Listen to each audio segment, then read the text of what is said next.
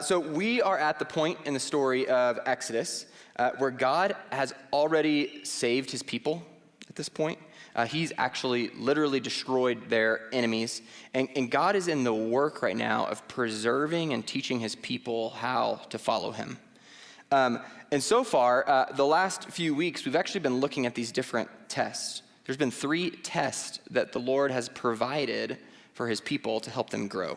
The first test that we talked about was the crossing of the Red Sea. And that test was really so that Israel could learn to trust God's power. And then we see the second test where they are thirsty. And God cleanses this water for them so that they could learn to trust in his power and walk in faith and just keep moving. And then the third test that we've seen was this test of the manna and the quail, where the people are now hungry. And God's teaching his people in this test to trust him every single day. Like, don't just go through your day without relying on the Lord. And what we're going to do today is actually look at another test. And this is another test that the Lord provides for Israel. And we're going to do 4 straight sermons on testing from the Lord. And if that word test brings up some prickly feelings, I would just encourage you to go back and listen to these.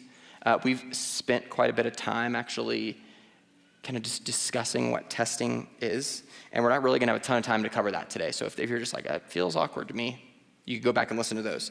But the short version is that these tests are really just opportunities for God's people to learn to trust him, to become who it is that they're supposed to be.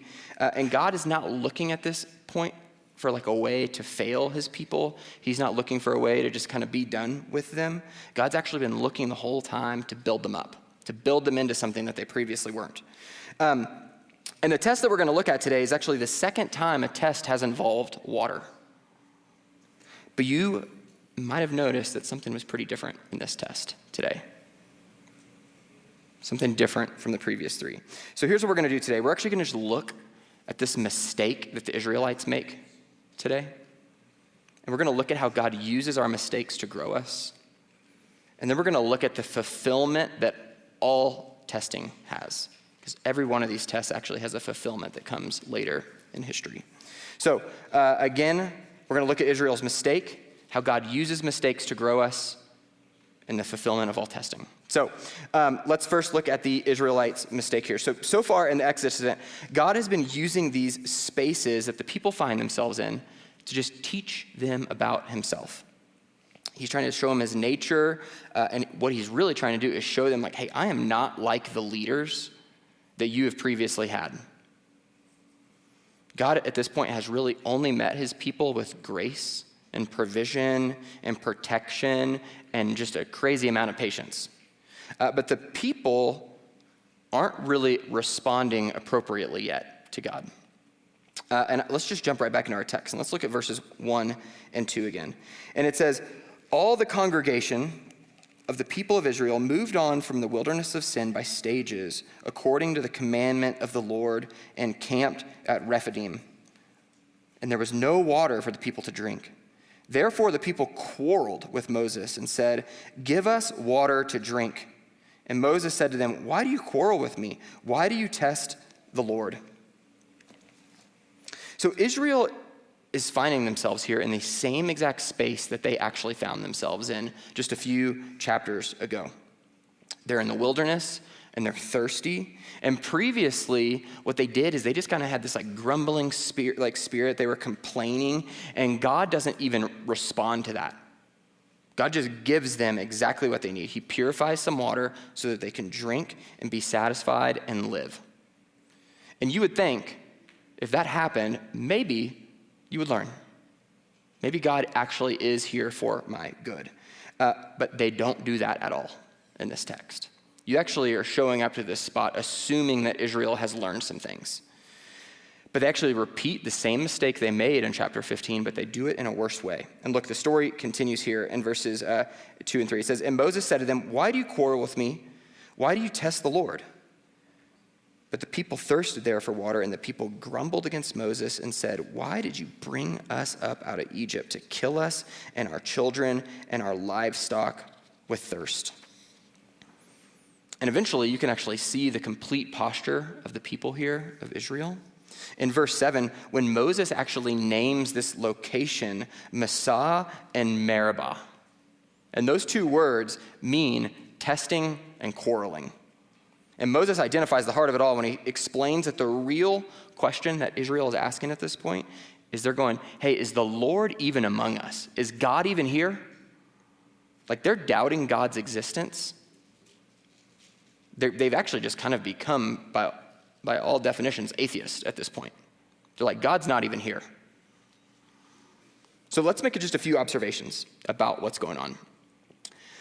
Israel's attitude here is not good. We should just name it as that. They kind of sound like the partner in a relationship. If you've ever seen like a high school couple fight, they're like, do you even love me? They say things like that, just taking like the biggest swing possible. But like what's really happening is like they have significant doubts about God, his character, and what's happening with their life. They are still judging their standing with God based on their circumstances. They're looking at life right in front of them and saying, this actually is the main factor that determines how God feels about me. And the verb that gets used here is pretty interesting, and it actually elevates the tension. Previously, the people have just been grumbling. At some point, we should do just like a sermon on grumbling. There's a long biblical theme of grumbling and the effects that it has on God's people. And grumbling is bad enough in and of itself. But what they do is they actually kind of one-up themselves here. Do you notice what they do differently this time? The text says this time they're quarreling. In other words, they're not now only marked by complaining.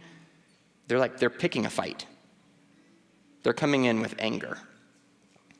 It gets so intense that Moses even tells God in verse 4, he's like, hey, God, look, these people are ready to stone me. Like, I need your help here. Moses is about to get taken down by like the pitchfork mob. Like there's some intensity to the story. And interestingly, what Israel is not realizing is that they're actually becoming the very thing that they hate. This just terrifies me a little bit. They're becoming the very thing that they escaped from. I want to show this to you. In Psalm 95, the psalmist that writes this is actually meditating on this exact story from the book of Exodus. And the psalmist tells us something about Israel here to help us see this story with more detail. And I'll put this up on the screen for us. But in Psalm 95, verses 7 through 9, it says this. It says, for he is our God, and we are the people of his pasture. Is this the, oh yeah, and the sheep of his hand. Today, if you hear his voice, do not harden your hearts, as at Meribah, as on the day at Massah in the wilderness, when your fathers put me to the test and put me to the proof, though they had seen my work. The psalmist here is actually David, and he's teaching his contemporary Israelites, many generations. He's saying, like, do not be like Israel at that point. This is an example for us of what not to do. He says, don't harden your hearts as they did. And I said, like, they're becoming the very thing they hate. And this is true because do you know who else had a hard heart and was characterized by it? The previous leader that they had to escape from.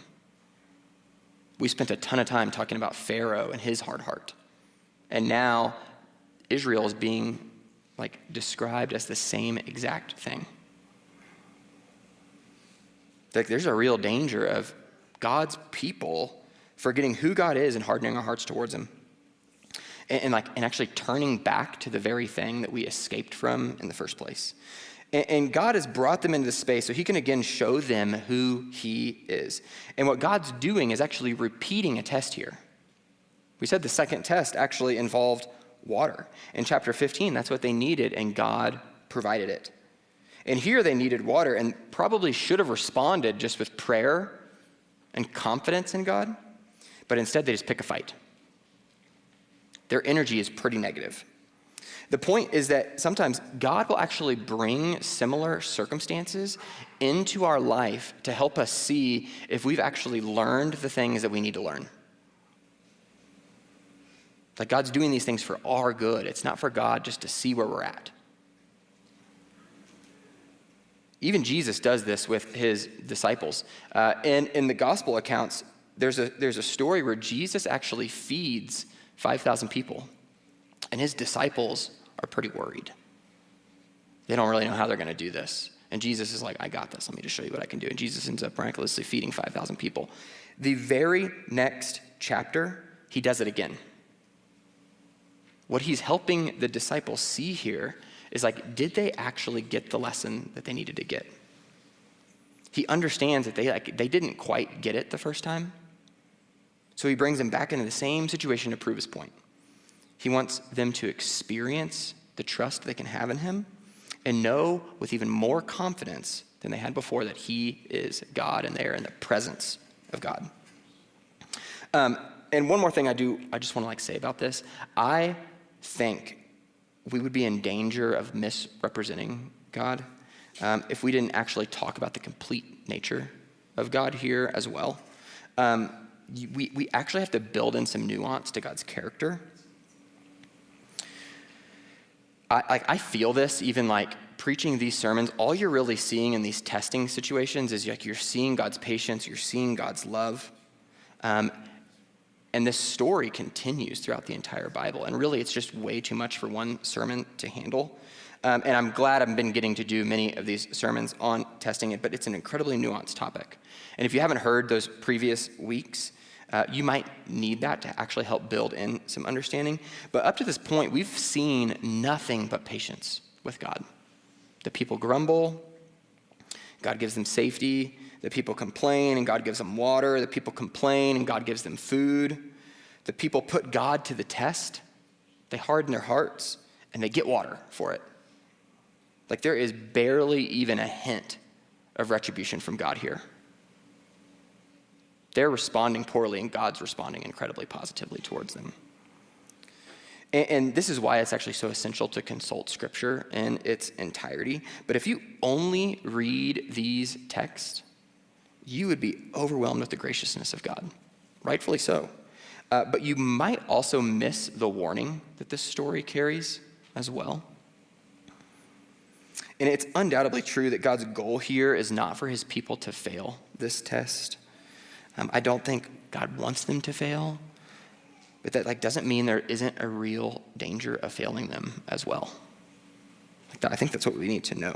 The people actually have to see and learn and then step into God's protection and step into God's goodness. Throughout Scripture, we're told that God is slow to anger and that he's rich in love. He's slow to anger and quick to forgive. He's slow to anger but abounding in love.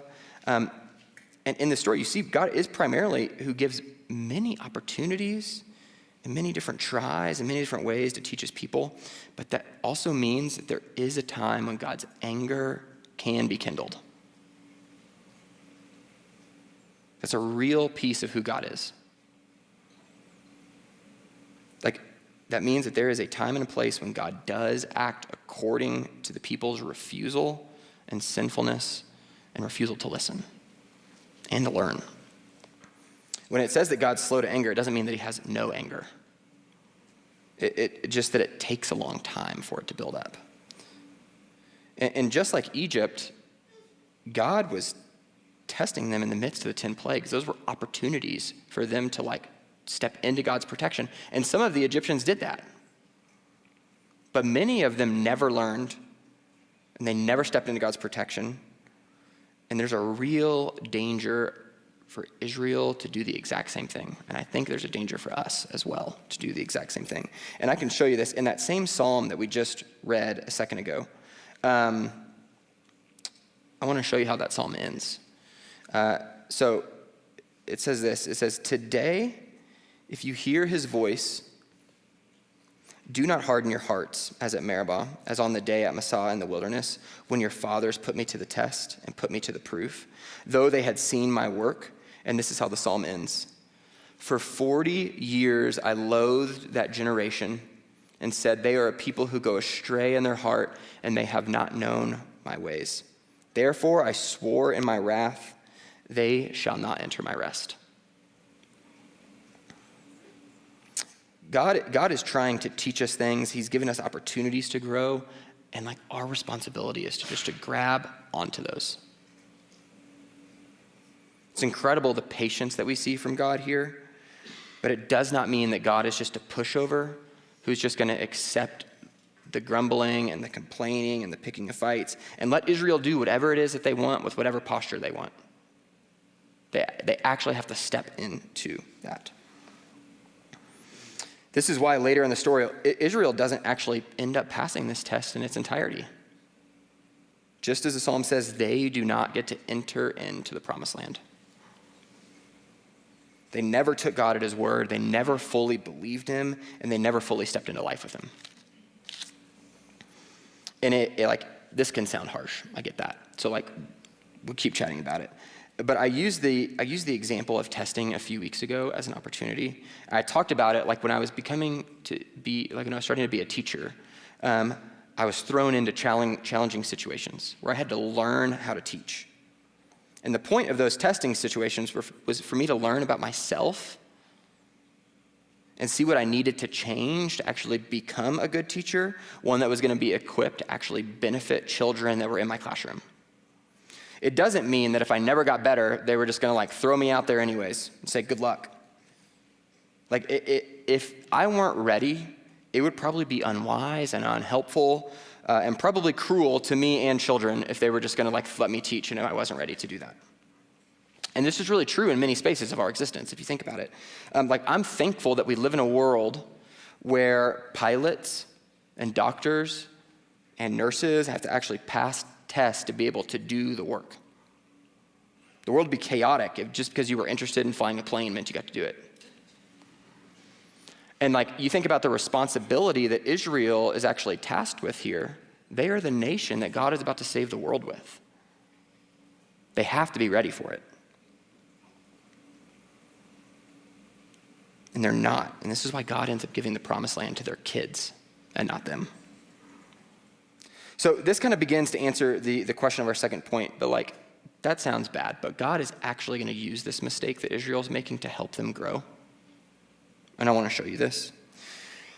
That means that God is using Israel's mistake and sinful posture to help them see who they are and who they can be.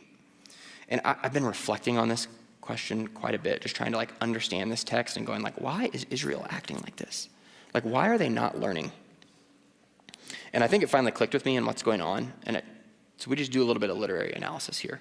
But I think the thing about Israel is this. I think Israel is stuck in just an Egyptian mindset. I think that's what's happening. And I think God needs to break them free from it. They think back to the past and they're actually forgetting about the present reality that's right in front of them. Israel is using their past experiences, which were undoubtedly terrible, and they're treating God as a new Pharaoh, not as a good God. God has to train them into a new pattern of living. I think another way of saying it might be like this. Israel is used to an oppressive and erratic and fear-based and wicked leader. And God isn't any of those things. But Israel hasn't quite entirely adapted to that yet. They're still letting their past dictate their present. Here's an example of what I mean. In the movie Castaway, Chuck Nolan, who's played by Tom Hanks, he's rescued from the ocean. And the first night, after being isolated from human beings for 4 years, he returns to civilization, and on the first night in his hotel room, he can't sleep in the bed. He actually has to get back on the floor and sleep. It's the hard surface that he's been sleeping on for years in a cave. He can't quite adjust to his new present reality. And I think Israel is still used to the hard floor of Egypt. And God's trying to tell them hey, you guys can sleep in a bed. It's right there. But Israel's letting their past experiences dictate their present reality. And even though they're free and Pharaoh is dead, they are actually still letting themselves be controlled by Pharaoh, by treating God as a new Pharaoh.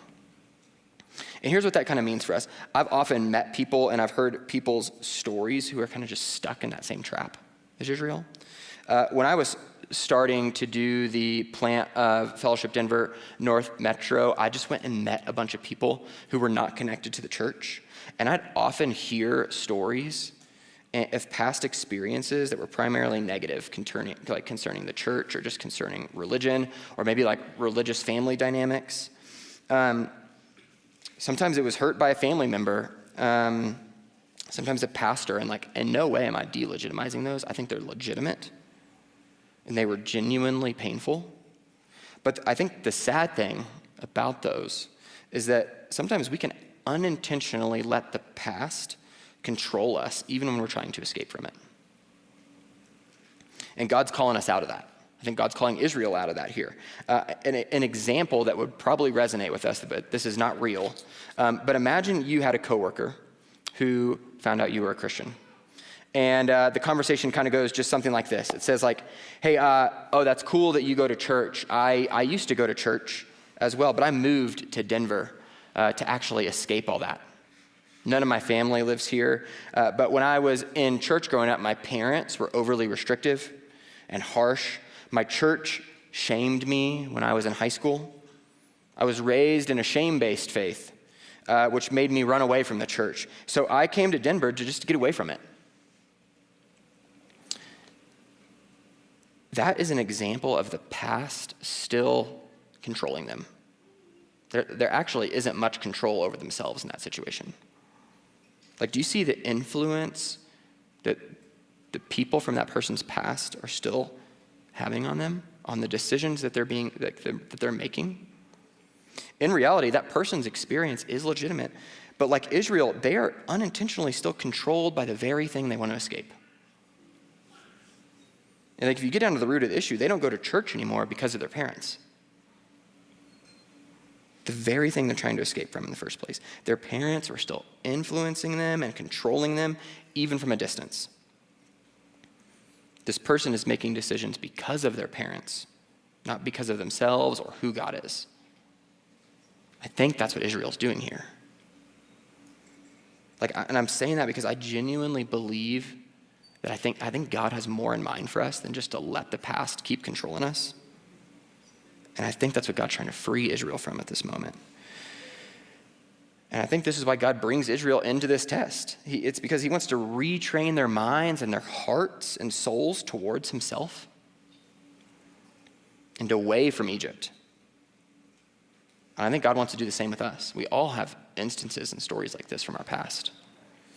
And that being said, like if you have pain in your past regarding church or pastors or Christians, like I just want you to know there's an invitation from God to actually address that and find freedom from it. I think Fellowship Denver is a great church to help do that. We're like open to hearing those stories. And we want everybody to step into the freedom that the gospel actually offers. But like sometimes all we will do is we will just change jail cells in the same prison. And like we just don't end up leaving the prison itself. Like, and you just put this all together, that means that there's real issues here. They're manifested in spiritual forces, and they're actually trying to hold us back. They're trying to keep us from moving forward. And sometimes these are like actual physical things. And sometimes they're spiritual forces in our life as well. The things going on inside of us with our souls and spirits. Like those are the things that cause us to just doubt God like Israel was. That's why they end the text saying like, is God even here? They doubt his nature. They doubt God's love. So even though God can and will make things clear to us, it is still our responsibility to step into God's presence out of the past and into a new life with him. So God clears the way. It's just like our job is just to take the step. And what I sometimes see, and this is just me speaking from my own personal experience because I've actually done this thing. I got really good at doing this thing. But I can kind of see it in the culture around me a little bit still. But Israel is doubting here. And I think for us too, there's a real danger of using doubt as a reason for not stepping into faith with God. I once watched this interview with Tim Keller, and he was talking about doubt that he experienced with the people in New York City. And he mentions in this interview the famous author Aldous Huxley, who wrote Brave New World. But Huxley admitted in this interview that he did not want to believe in a God because he wanted to maintain control of his promiscuous lifestyle, and he wasn't sure he could have both. He was like, if I become a God believer, it's going to make me change things, and I'm not really willing to change things. But he said that the way that he actually would maintain that belief is with his doubt. And he would use his doubt. He would kind of build up his doubt inside of him and say hey, since we can't really know what's true about God, or if we know if God actually exists, it kind of just leaves us free to behave and act and live any way we want. What Huxley is saying is he didn't want to change his life. He didn't want to give up control.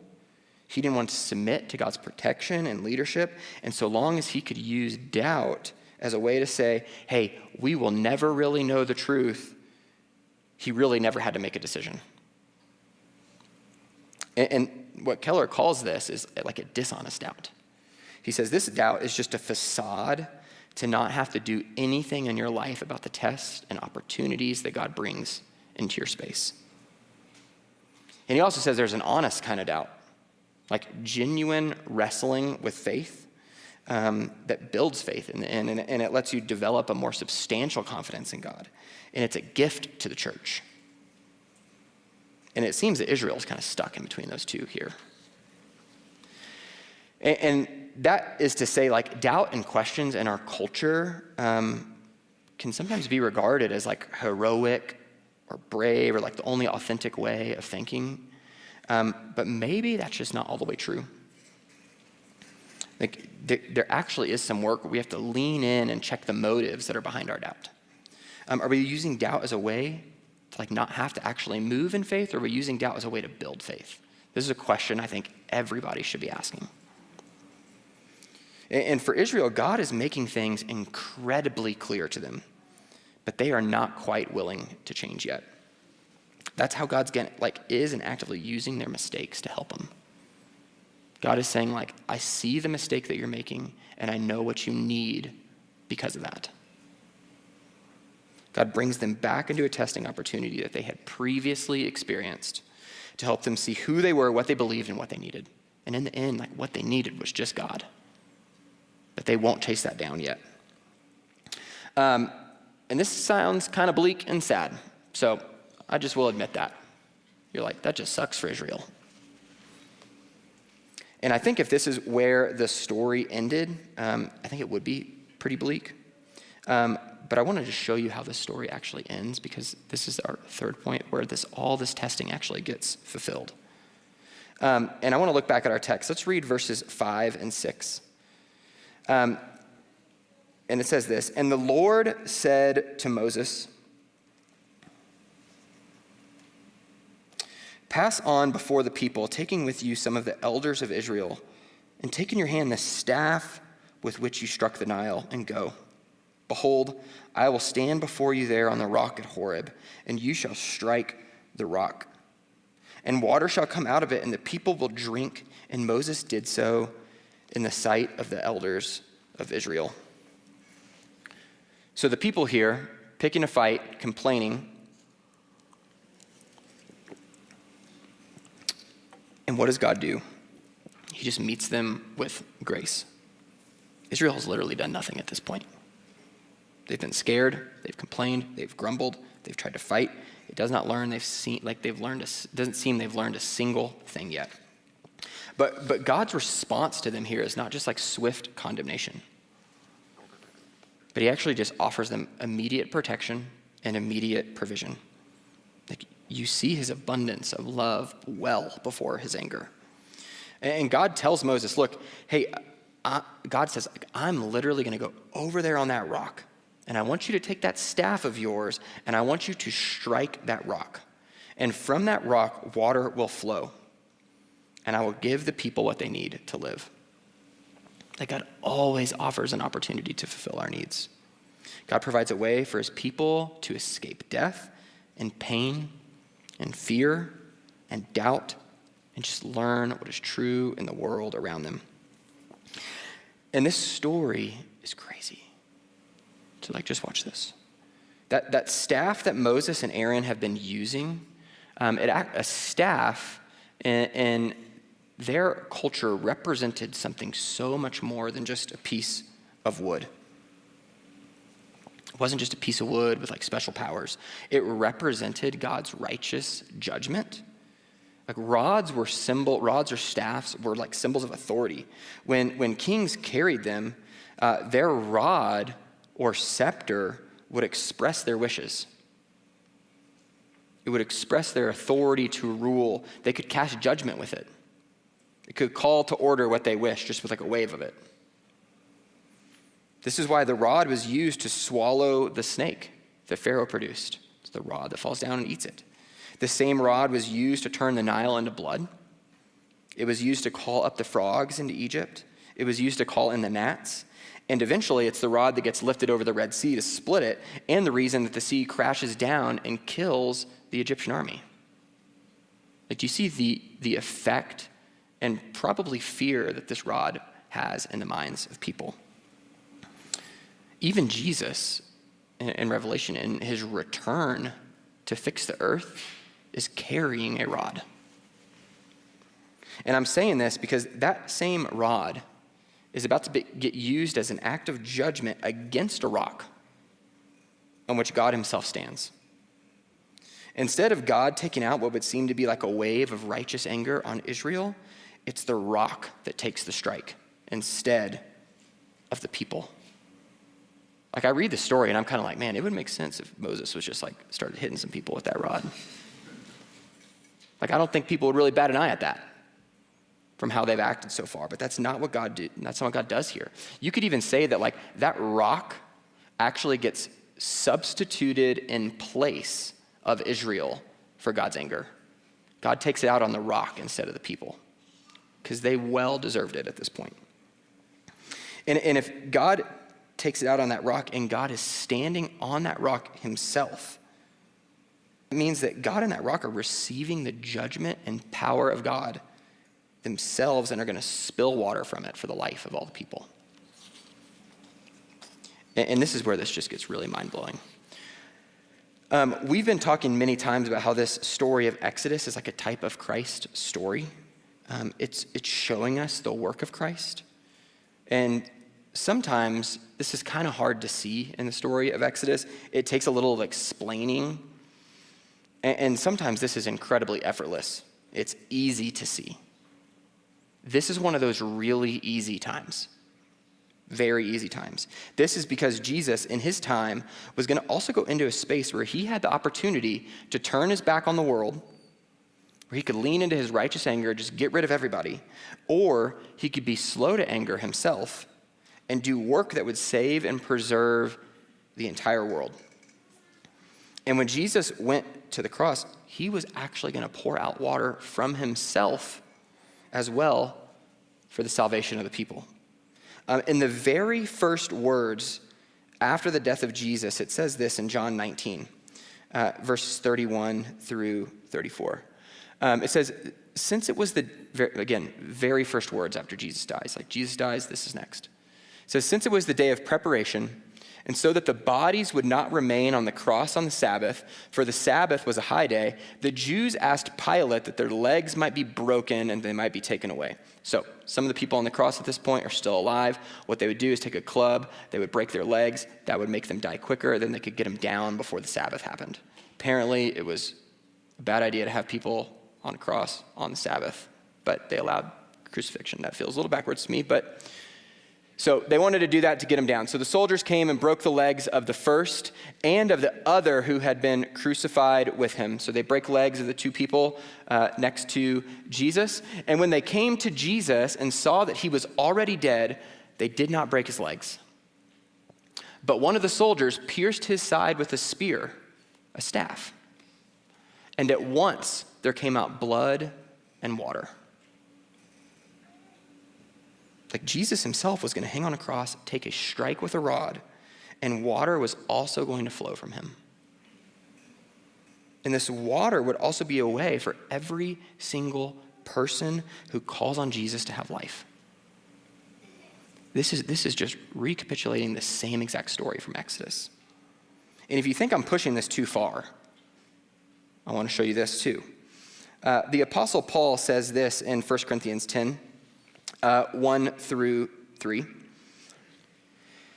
He says, "For I do not want you to be unaware, brothers, that our fathers," Paul's writing, talking back about this story in Exodus. He says that our fathers were all under the cloud and all passed through the sea, and all were baptized into Moses in the cloud and in the sea, and they all ate the same spiritual food and drank the same spiritual drink. For they drank from the spiritual rock that followed them, and the rock was Christ. Like, the rock was Christ.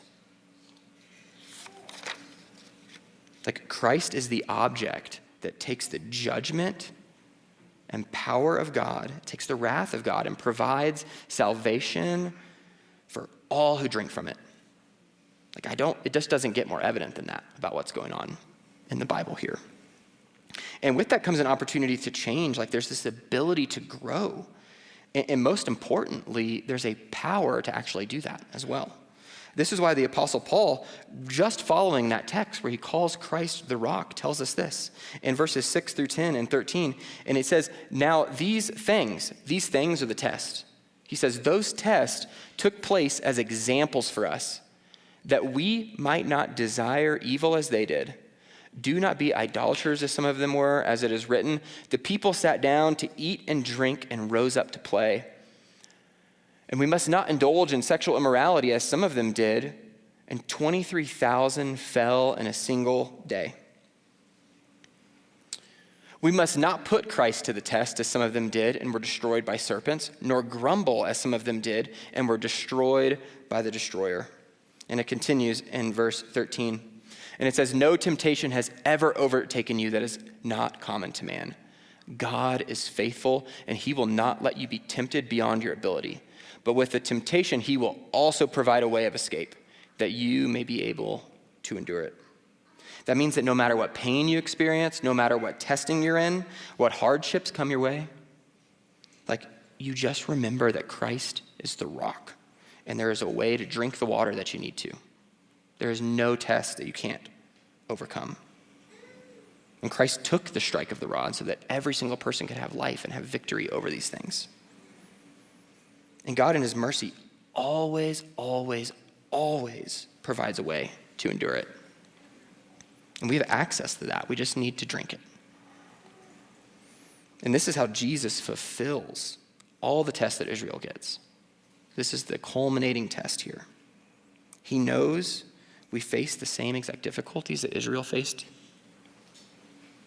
And Jesus himself, as a man, when he walked the earth, he faced the same exact test. He faced the same exact trials and succeeded in all of them. And with that, Jesus gives us like precisely what we need to succeed in those tests as well. And when we take the water of Jesus in faith and we believe in him as the Son of God, we don't get daily provisions like Israel got, but we actually get power and eternal life with him in a new creation where the tests aren't even going to be necessary anymore. And that's a day we can all look forward to. So let's pray. God, we ask, Father, that you just help us realize this truth and give us eyes to see the tests that are before us. God, help us just become Christians, become the Christians that you've called us to be. And let us see how Christ worked and how Christ fulfilled these tests. Gives us a model to live so that we could become more like him. God, we love you. We trust you. We ask this in Jesus' name. Amen.